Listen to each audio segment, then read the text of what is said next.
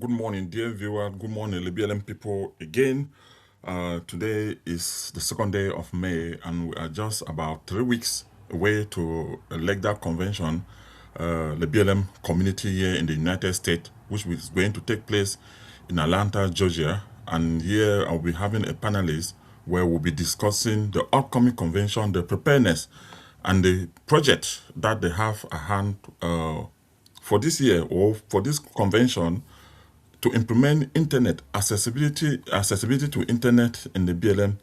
And I believe everyone already know, the importance of internet in terms of research, in terms of education, in terms of connectivity, and many other things that internet can provide. Especially we talk about distant education, telehealth, and tele everything that you can think of. It is a wonderful project, and the BLM people, I believe they will be eager to listen to what the panelists has to say about this project. Again, if you are still tuning in, share the link, and any moment from now, we'll start this broadcast. Let me also forward it to the BLM WhatsApp hub so that the panelists or the general public can pay attention to the discussion. And again, the number that you see below the screen, 606-545-2490, is the number that you can call at any time. We'll give the opportunity where people listening from us from home, they can call and ask any question on the topic that we are discussing. But I will remind you that if you are watching from a cell phone, you cannot use that same cell phone to call unless you turn off the view. But if you are watching from your computer or from a TV, then you can reduce the volume of that device. Then you can use your cell phone and call and to ask any question as the discussion will be moving on. So I have sent the link to the BLM hubs. So anyone who is on the WhatsApp now can log in there, and you can also share it to your fandom organization or to family meeting or to any meeting that may have a BLM interest at heart. At this point, I will bring in the panelists where you have the CEO, Mr. Tendem Pascal, who will be here. I will also have Professor Eugene Ngezem, the former CEO, who is here, and Nkem Tony Asong, who is also here joining us. Yeah, he's all from Atlanta, the host people. Yeah, I want to welcome all of you to this wonderful show this morning. Let me start with you, the CEO. I think last time we were here, we're discussing the development of the BLM. All the discussion is centered around the development in the terms of preparation. Last time we touched base with some of the project that LECDA was trying to sponsor. Have you have any update? Let me refresh our audience. Have you have any update as to which fandom, apart from one fandom that has completed the project, submit their report to you? The media has also tried to do a kind of a documentary. Any other fandom? Yes, thank you, Director, and welcome to Kamile Kaka and my senior brother, Professor Ngezem, to this platform. Again, thank you, Director. Before I answer your question, we have some very good news in the house, and I would not like to dive into this conversation without extending profound congratulations to Professor Ndemanu. He is the CEO Emeritus uh, of LECDA USA, and he has achieved a wonderful milestone. I took over from him, and I think he has made the BLM people very proud. It looks like all CEOs are professors. Maybe when I hand over, I'm a professor too. Congratulations, Prof. So, coming back to your question, yes, Director, other than Bongbin, we now I have information that the solar project at GTC Abebu has also been completed 100%. What we need is just the same follow up like the Mongbin. Mongbin set a very high standard for the to prove the implementation of this project. So we are waiting for photographs, interview, and everything that we need to show the public that the project has been completed and the impact that we have on the students at that school. The only other project that you have you gain the contract to follow through. The other fundum is in Kong. That project is being supervised by Chief Afue, and it's a project that was short term. So they are supposed, if not by now, they're supposed to be rounding up with that. So we'll follow up to see if they are completed. But those are the three that were short term and which we knew they were supposed to complete before May. Yes, okay, thank you. I think in the days ahead, I will contact Dr. Nkemle. I believe he's the president of a sort of cultural and development association, so that he will give me the detail, the location, and the name of the school, so that we can dispatch our reporter to go there. Again, Professor Ngezem, I will still get in contact with you, so that you could also provide me the detail of the school and the location. We'll also send a reporter to go there, first-hand information, do interview, conduct, and see how, and now begin to kind of not just looking at completion, but begin to do an assessment at this point, because we already have some preliminary kind of images.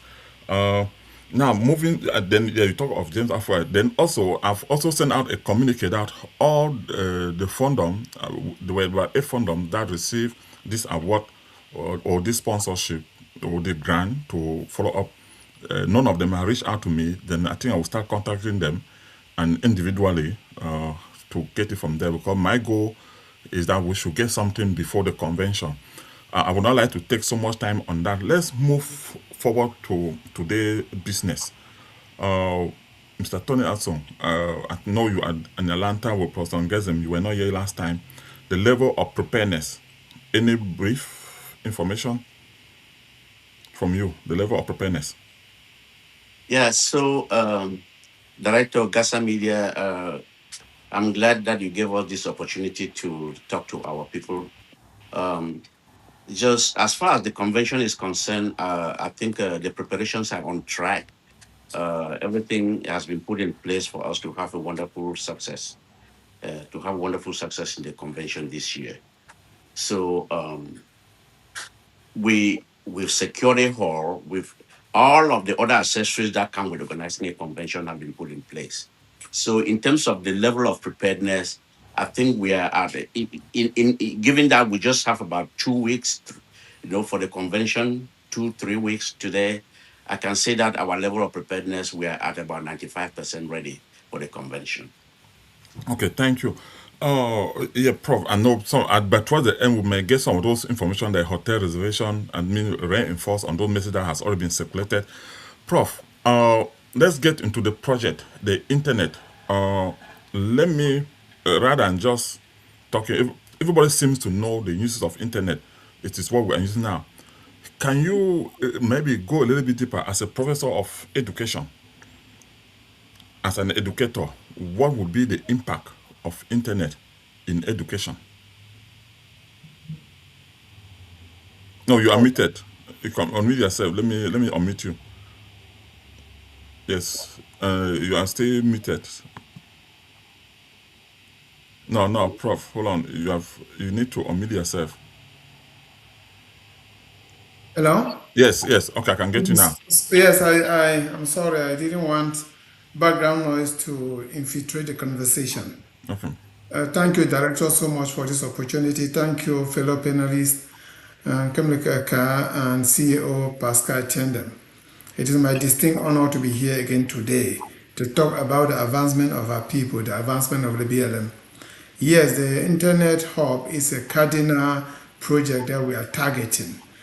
As already announced in writing and even through audios, we intend to establish 3 internet hubs in the BLM, and those 3 internet hubs will comprise 150 computers. That's 50 computers at minimum at each subdivision, namely Fontem subdivision, Alo subdivision, and Wabani subdivision. And the targeted population includes students. For instance, we have about 205. We have 205 nursery and elementary schools in Ibianem and 36 private and public secondary schools, covering a broad 17 condoms. And the benefits are enormous. Through this internet, we will have access to online academics. There will be digital literacy. There will be telemedicine. There will be e-commerce.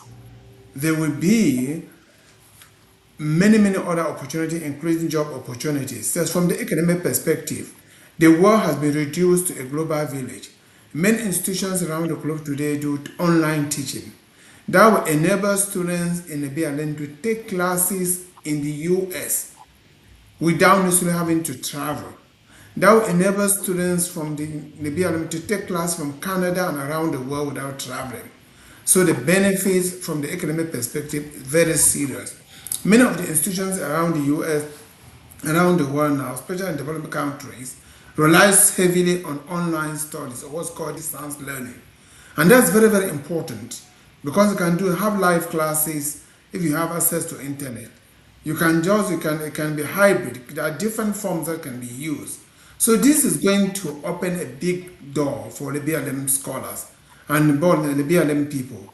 So many are yoked in Cameroon to poverty. Many are underprivileged. And such an opportunity will enable each and every family, each and every person in the BLM who aspires to attend a higher level education to use this opportunity. So it's a very big deal.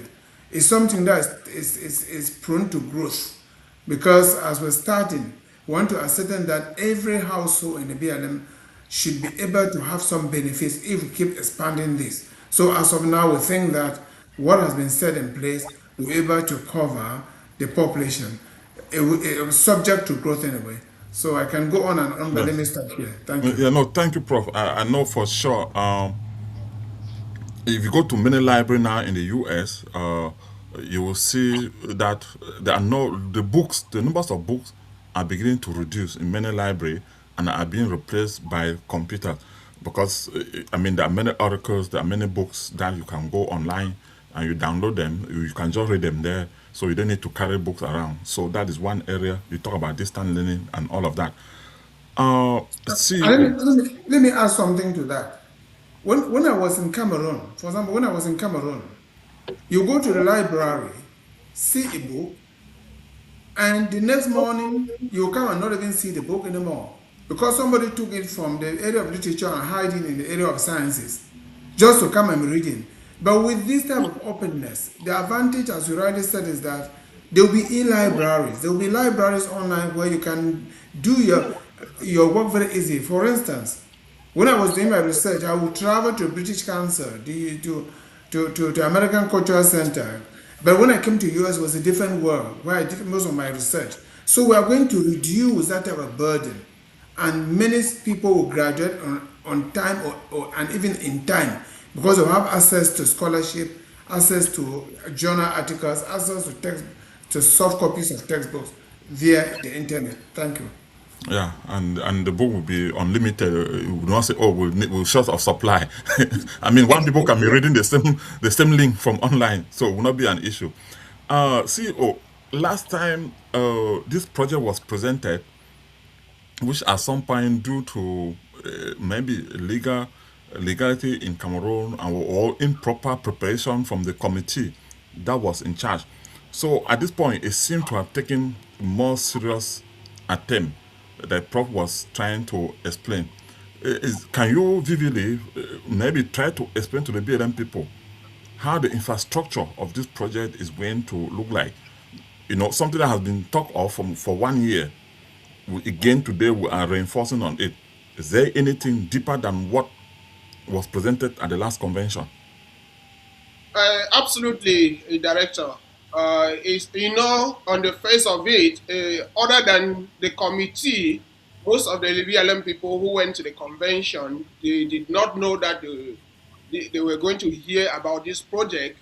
So the immediate reaction was kind of with mixed feelings. Some people said, "Oh, Starlink, which is we anticipate will be the main provider, is not legal in Cameroon, you know, and you know, then even the importance was only those who were at the convention hall, and you know, those who attend the convention is less than 1% of the ABLM people, to be honest. So we could not take off effectively because of lack of sensitization and because of skepticism. But over time, there's been education, you know, there'll be education like what Prof just explained. What he's saying now, he's not just talking to you, to the three other panelists here. He is talking to the BLM people and exposing the benefits of internet, you know, exposing the benefit of internet. And I'm so happy, I'm so proud of the Atlanta team. You succeed because people buy into your vision and then they try to direct the public towards it. We, at the level of the board, we were still thinking of a way to approach this, but the Atlanta team came unprompted and say, hey, the theme of this year's convention will be for us to continue on these three internet hubs. So yes, there is. I feel like we have gone further than we did in Arizona. Now we are now talking about it. We are not talking about the dynamics. For example, we want to target the three subdivisions, you know, and for a start, and see how LECDA can plan these three internet hubs across the three subdivisions. To that will be a start, and then subsequently we see how we can expand this. And trust me, when something is good, people can tell what is good from what is bad. I can assure you that once we start with these three hubs, because of the advantages that they will bring, the escalation will be at the speed of light to get this across the BLM. Because when something is good, you don't need so much pressure to get it going. Okay, yeah, thank you for that wonderful presentation. We may come back down along the line. Let me turn to Mr. Tony Asson. Come look come look Aka. Thank you. You are well dressed culturally with all the regalia. So, LECDA until last year, where LECDA kind of have a very structural cultural evening. In the past, everything has been kind of clumped onto Saturday. So, is there any room where people will actually have the cultural manifestation in the evening, or it's just going to come and be a barbecue hangout evening? Let me hear from you. You are in Atlanta. Yes, so our programming this year is a little bit different. Um, so we as a people, we identified as a people because of our cultural backgrounds. So we dedicated Friday night for cultural exhibition. There will be LBLM dance groups that will be traveling from out of Atlanta. They will come to Atlanta to be part of that cultural night, which is something that just for reference, remember the city of Atlanta is the capital of Black culture in the United States. So there's so much that is Black that goes on here in Atlanta. So it will be an opportunity for our people when you come to Atlanta, take time, visit the city, go to some other historic places. The Jimmy Carter Presidential Library is here in Atlanta. The headquarters of Coca-Cola is here in Atlanta. And there are many other, signs and symbols that are global, that are headquartered here in Atlanta. So it is not just a touristic trip for most of us coming here. But see, I don't want to dwell too much on the cultural thing. I'm really interested today in talking to our people about this flagship project that we have. So think about this. In LBLM, we have our little brothers and sisters. Some of them have never seen a computer. A child that was born in LBLM, growing up in LBLM, has never been out of LBLM. Many of them have never seen a computer before. So talk less of the internet. Now, earlier, one of the panelists earlier alluded to, public libraries. This is for us like a public digital library. And just like Professor Gesem said, libraries are, gradually, transforming from hard copied documentation to digital documentation.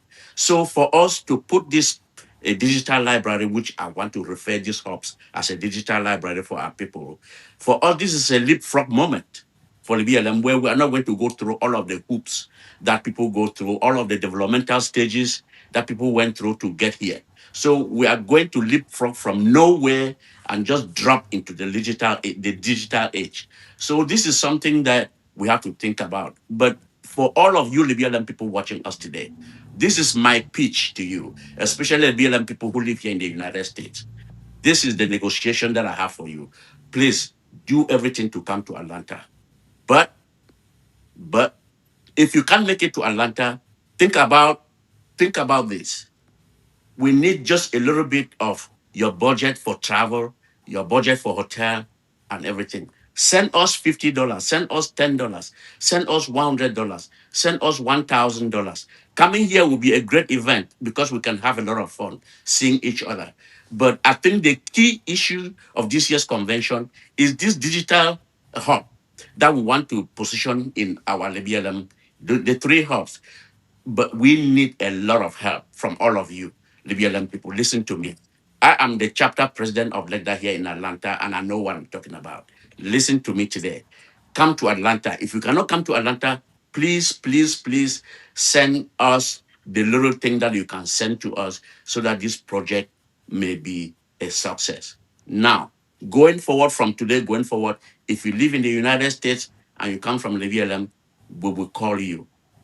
You will get a phone call from us and we'll try to convince you to be part of this developmental, effort. So this is the appeal that I have for all Libyan people today. This is the pitch I have. Send us a little bit of money if you cannot make it to Atlanta. No, May, yeah. may, may, No, may yeah, I ask some? no. I will ask you. I will come back to you again because now the discussion is becoming a little bit interesting, especially when you give detail. And this is kind of a discussion that I really want us to people not to be labeled on the point that we've talked about, but to really give specific how important where each and every one. I think, Prof, you talk about e-commerce, right? Doing business Yes. online. Because sometimes you use this a little bit how sounding word. Somebody may not know. Somebody may say, how does that fit into me? How does that benefit me? Can you explain to me how somebody will have maybe say a local store and have access to this internet where even they can post their stuff online and somebody see it and say, hey, so this guy has this thing and come. Can you explain a little bit about the e-commerce in that area of e-commerce so that those that have even local businesses know that this is something that will also benefit them? Yes, it's just as the name intimates, electronic commerce. It means you can be anywhere in the BLM, you can advertise your things online. And you may be chained up with people who want it en masse, to the point that you may even employ workers to produce more for you to save them. There are many people who need things, they don't know how to get them. For instance, take the case of the US. We have African stores around here, and things are being sent from Africa, like Nigeria and Ghana and even Cameroon, to the US. What it means here is that Libyan people will be able to advertise their products. You can be coffee, it can be cocoa, can be cocoa yams, can be different types of things that you sell. And you will have a marketplace for that. That marketplace may be within Cameroon. It can even be at one point be out of Cameroon, where you can have somebody who says, can you partner with other farmers and you provide the following items to us so that we can be doing business. That is the type of vision we have when it comes to e-commerce. It can be food items, it can be merchandise, it can be different things. But let me also touch on something that my president expressed, Kamlikaka, Mr. Asson. I want the Libyan community to be aware that if for some reason you don't have a phone call from us, it's not because we've not tried. So we want to encourage you, even if you will try to call as many as possible, but if you don't hear a phone call from us or get a phone call from us, please know that we love you, we respect you, just that we can know you. That should not deter you from sending any money to us. We still count so much on you. Because you know we are thousands in the US. We are working around the clock to contact everybody. But if you don't have a direct phone call from this community, please consider the general invitation that has been given. the BLM people should just come on board. Invite your friends as well. Anybody that can help, as he said, it can be $10, it can be $50,000. We'll all still take it.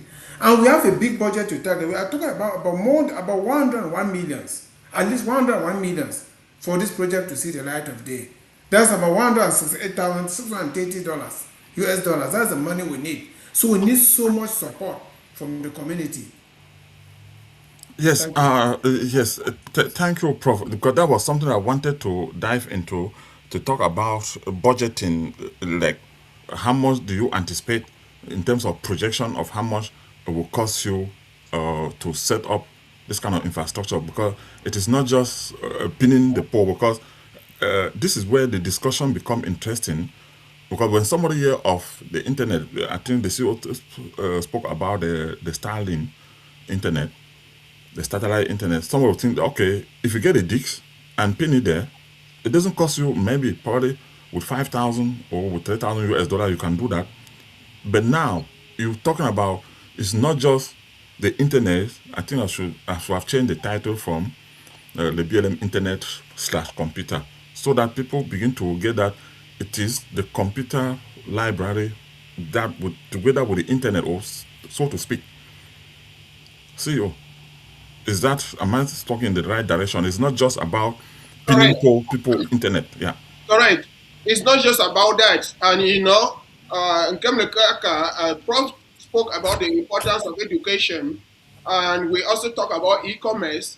One area that I really don't want us to miss is the health benefits. We have all these fandoms doing health campaigns, and you have flying individuals at very high cost. Say there are professionals coming from the US to go right into the villages to attend to this, to our moms. We all know about cases of people who die for no just cause. Somebody has diabetes, goes to the hospital, and then the first thing they do is that they give them they add sugar, they give them excess sugar, and they pass. I mean, with internet, the VLM people, with internet, you can actually be in the VLM and have your PCP in America. Because even here in the US, most of the patients, they don't even meet their physicians. They do telemedicine.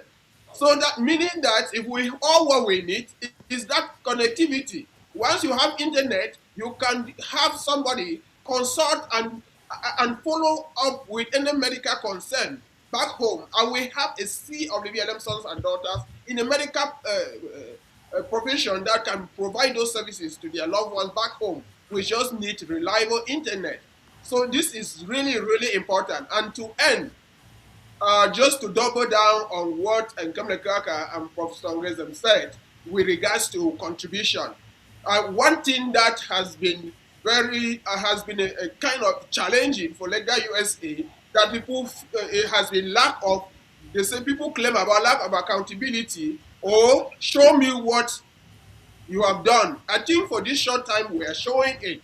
Last year by now we had raised close to $20,000 before the Arizona convention. And because of that, we were able to call on the 17 condoms to apply for project worth 4,000. 8 applied, and when you send the videos of what we have been able to do, we can see the impact of what we are doing. So to tackle a project like this, we need more than just participation. We need people to donate. Trust me, the money we raised last year, if it was just about annual dues, we would not have done anything. So the emphasis here is more on donations. Please donate. And when we talk about donation, don't just think about yourself. If you are from the BLM and you have a friend, talk to your friend. That friend is not from the BLM, but trust me, if that friend can offer you $10 and we have 500 the BLM sons and daughters, go to their friend and collect $10 each. Imagine how much we'll be able to raise. So the pleat and more emphasis, what we are discussing here, Director, there is no doubt about the benefit of this project. There is no doubt about the strategy to make it sustainable. The only challenge is to get the funding for this project, and Yeah. we have the funds. It's just about outreach. And I believe that the Levi Alem sons and daughters, they are listening to us. We have a spreadsheet of annual dues and donations dating back to 2023 that this the BLM Paradise Vision was conceived. And nothing is being swept under the carpet. From now onward, I'm working with the CFO. From now onward, we are keeping strict records. That way, 20 years down the road, we should be able to look back, and say these are the individuals who contributed, either consistently or inconsistently, to get us to where we will be. Thank you. Yes, thank you, CEO, for touching base with that, especially when you started your segment. Yeah, you touch base on this issue, which Kemleka started giving detail, which person get them also double down. I know you touch more on her. Professor Ngeze, if I get back to you again, sorry for bringing you back. I feel like people really need to digest and get it, because a lot of time you as a professor, you may know what this will benefit you or what will benefit. A lot of people think that with internet, oh, it's just my cell phone, I will have it, and it ends there. They don't see it beyond. Take for example, I think in one of my show I was with Dr. Forafak Emon. We were talking about having this kind of, if you have access to internet, where education in our place, where some of the teachers that, not that they are not really qualified, they may be teaching some kind of very difficult concept that is difficult to understand. You have a band of educators in the US, be it in literature, history, geography, physical geography, chemistry, biology, physics, math, you name it, that they could maybe develop some of this lesson and put it on the crowd. I'm not an IT person, where somebody can access. Prof, if you teach something, it's difficult for somebody to understand, maybe because the approach that you are using, another professor can teach the same lesson, maybe tweak it a little way, then people will understand. So you have access to the same information but from different presenters. That will also help, especially with us in the diaspora. I think I'm making sense in what I'm trying to explain here. Yes, you're very correct. Distance education is invaluable. That's extremely important. It serves everybody. It serves the community in different ways, including instructors or teachers, as you just referenced. You can partner with colleagues in the US, in Europe, or in Asia, just to make sure that the goal for which the lesson is intended is achieved.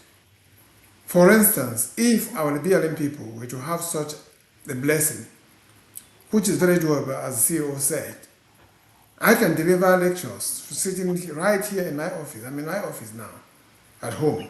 I can deliver lectures to an institution. I can discuss, share notes, share lessons with a colleague.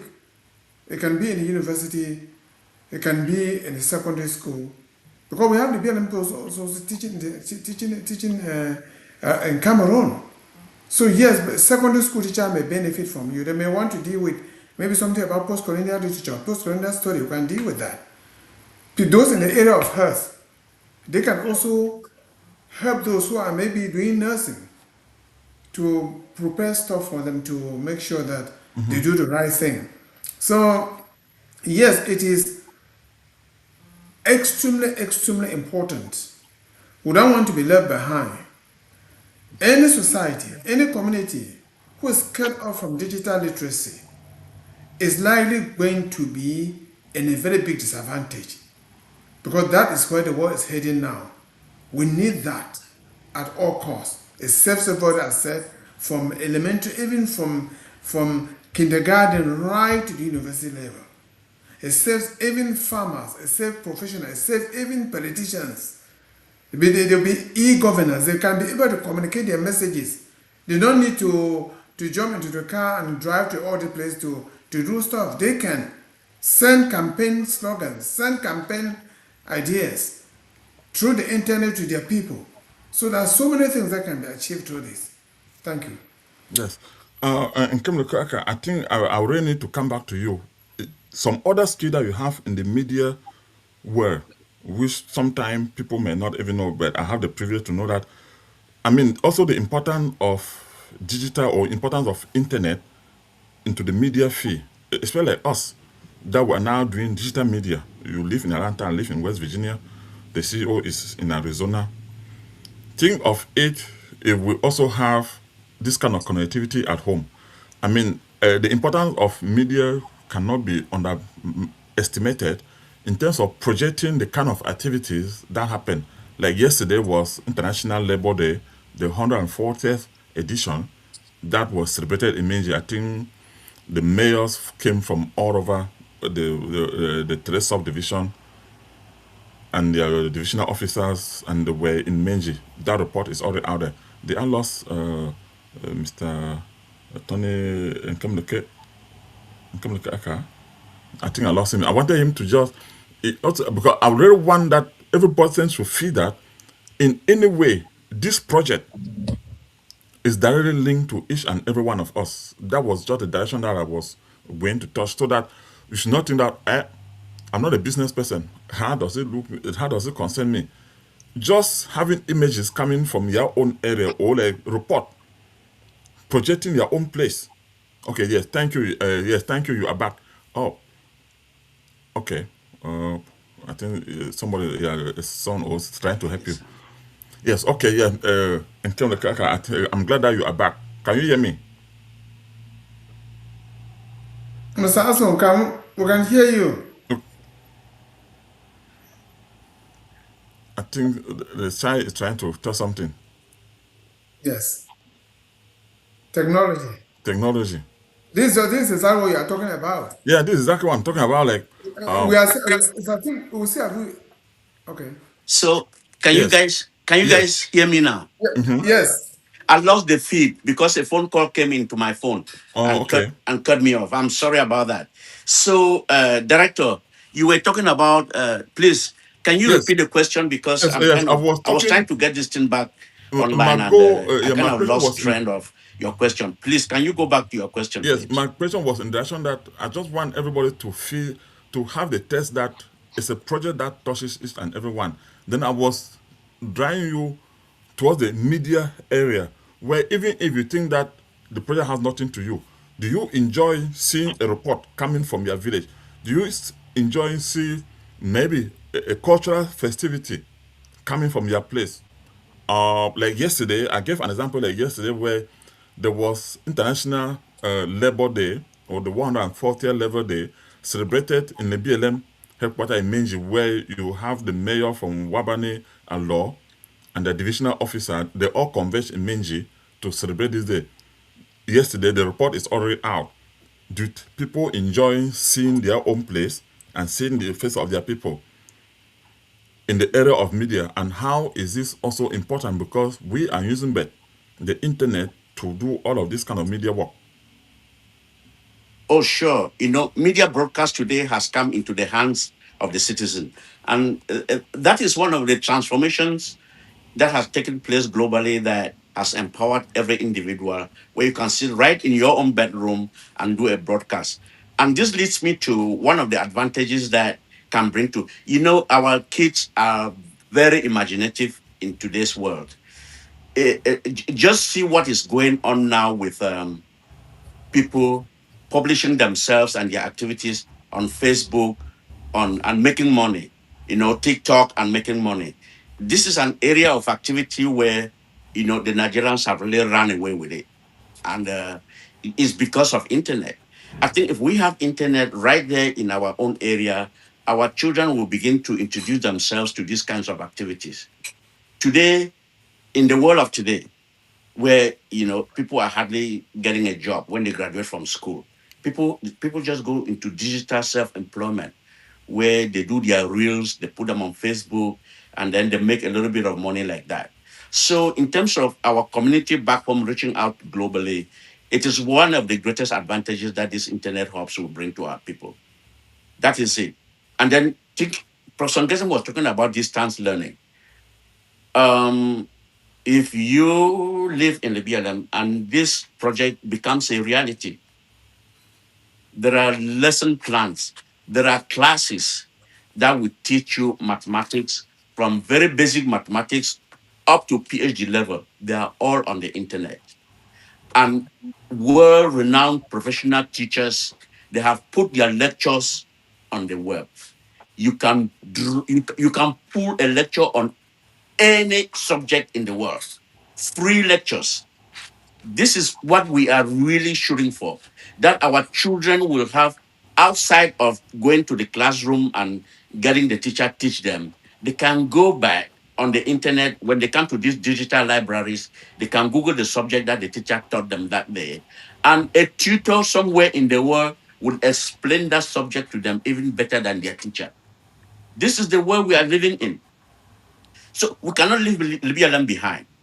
And because of that, this brings me back to my plea. See, there was a little technical. People are talking about Starlink. No, Starlink is a reference for internet connectivity. If there are difficulties with us getting Starlink due to political whatever, I don't want to go into that direction. There are so many other, satellite services that you can get internet anywhere in the desert, in the forest.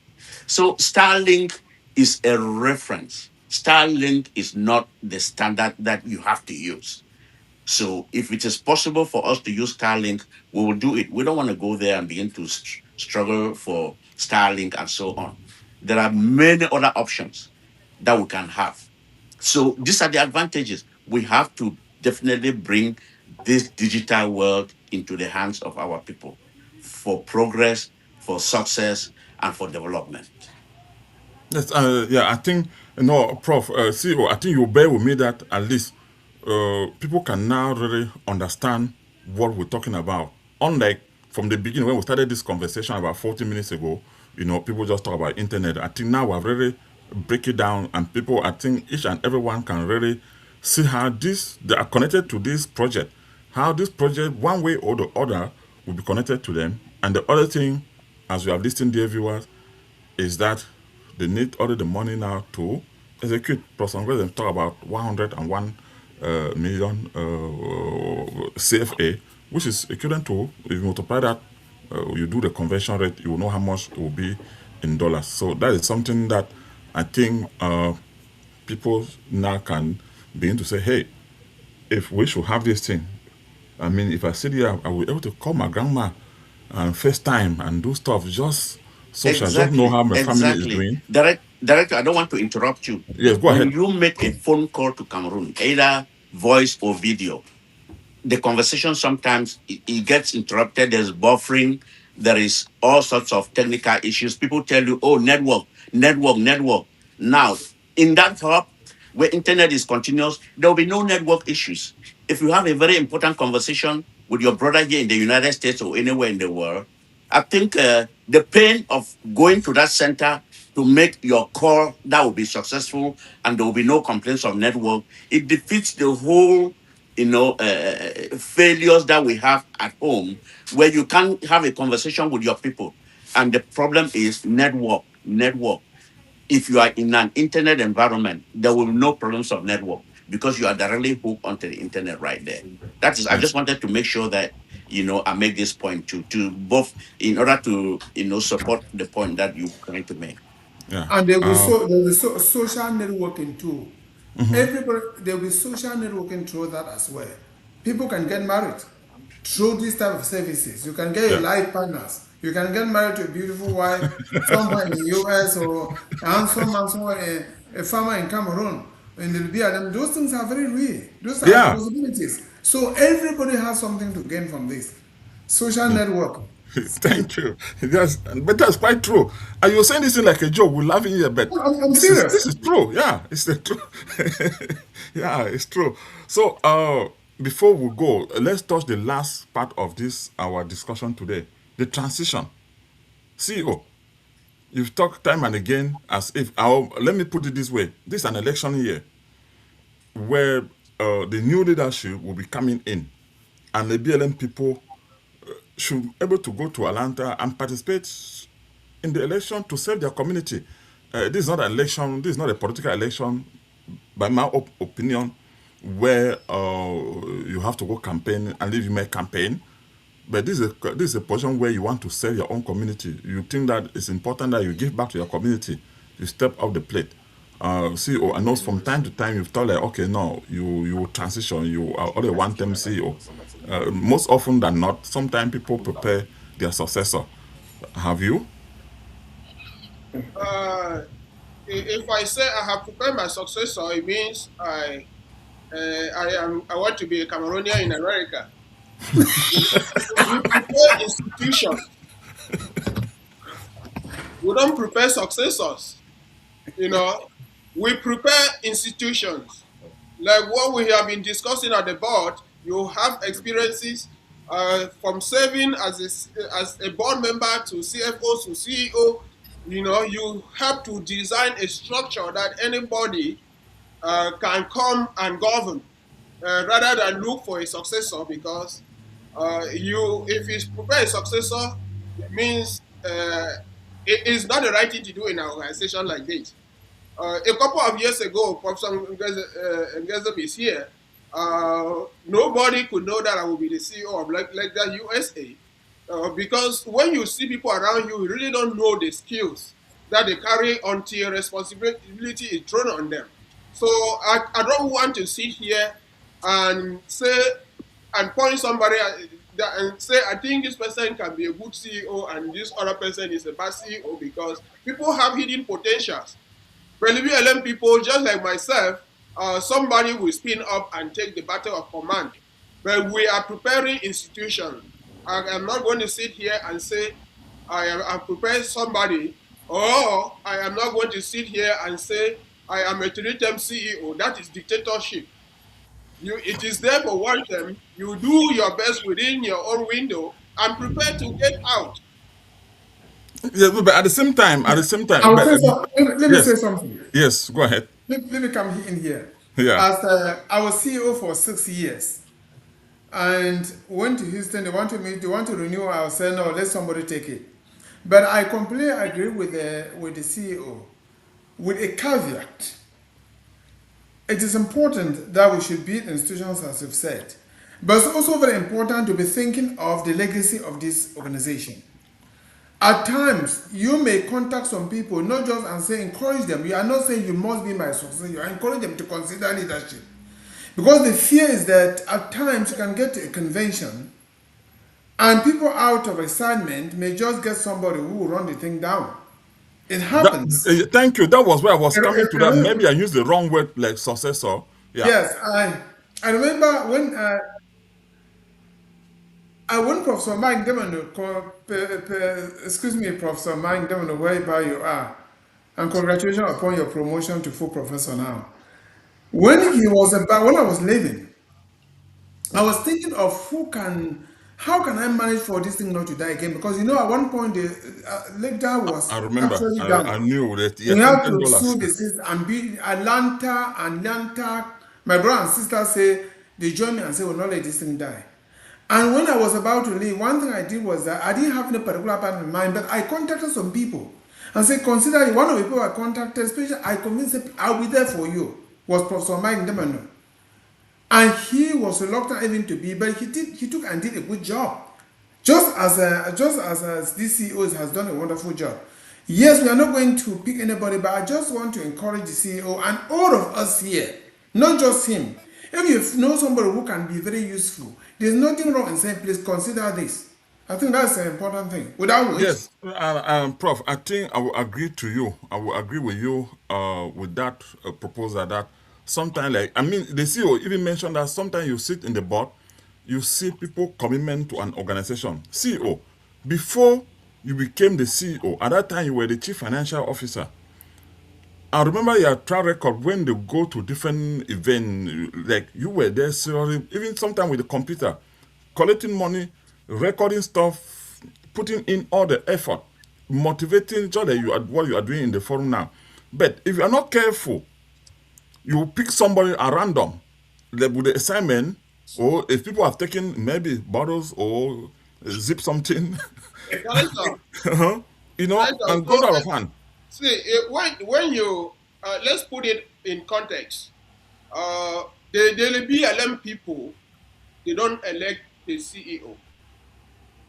They don't go to the General Assembly and elect the But CEO. they elect the executive. They elect the Yes. executive, and then the executive goes and elect the CEO. Yeah. So 3/4 of the current board, made up of chapter and founder presidents, they are going to be there.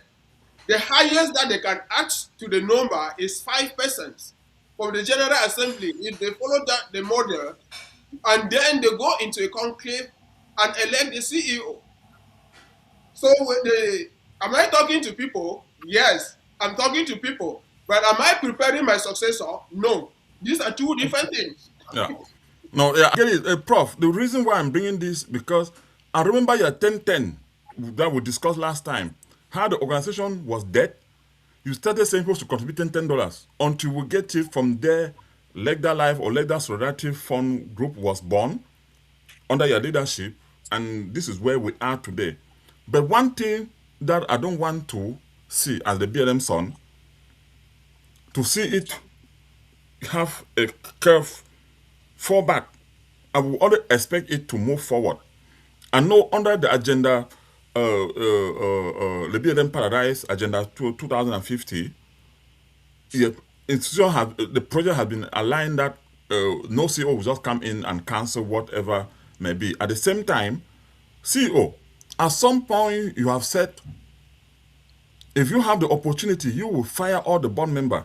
Yeah. So this is my worry, that if you have board members that are inactive, then we should be very careful and be very serious, Prof, that who will pick or what they decide, even those CEO, even the board that they go to concave, we should be serious, because you cannot spend time, come and sit here with all the energy that you are putting to host a convention. Then 2 months, 3 months after, everything is just like kind of, it will like we look, the people look at us like people are not serious in their This, life. what you're saying, Director, what you're saying is a concern. I do business, and if some of the BOT members, if they were my employees, they would not be sitting in at the board. That is just the truth. I will say this on air. So your concern is you have a legitimate concern.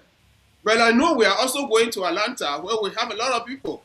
We have a lot of guidance. I can say when I joined the board in 2018 as the president of LECDA Arizona, I started mentorship there from Songesen.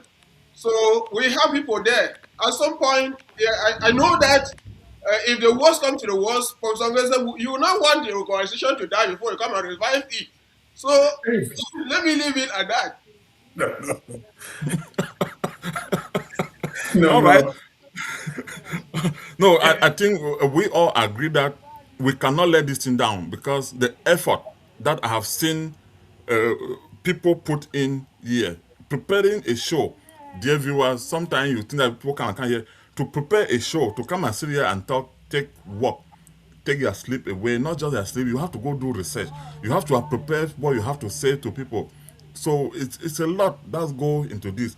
Hosting a convention that way, to go and make arrangement for the hotel at Prosongism, I think he has put out, or Tony in Communica, I think they have put out the link where you can get a subsidized, a discount rate, and stuff like that. This take energy. This take your time, it take people time out to go and verify all the information, negotiation with this hotel. I mean, and all one not. So it is not, it should not be taken for granted.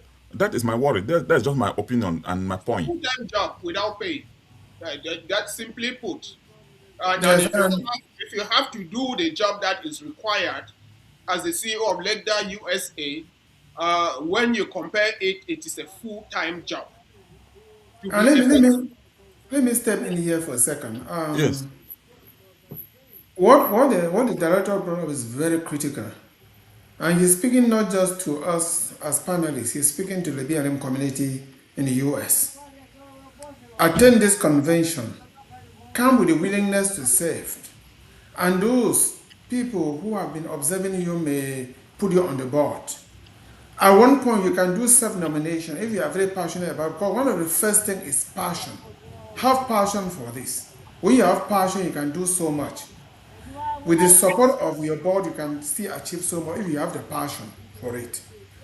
Take the case of the CEO, our CEO, Mr. Tandem. He's done great things, more than many CEOs have ever done. I don't remember a single CEO who has done what he's done. I was CEO for 3 years. I did not do what he's done.